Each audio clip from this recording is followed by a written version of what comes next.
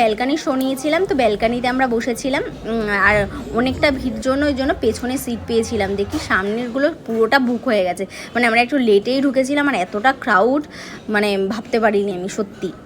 তো দেখো আমরা ওয়েট করছি, সবাই ফোন নিয়ে তো ব্যস্ত, কখন আসবে আর কখন ক্যামেরা অন থাকবে সবার। আগে থেকেই সবাই ক্যামেরা অন করে রেখে দিচ্ছে যে কখন আসবে। আর এখানে দেখো আমি ব্যান্ড পরেও নিয়েছি দুজনে মিলে আর ওয়েট করছি।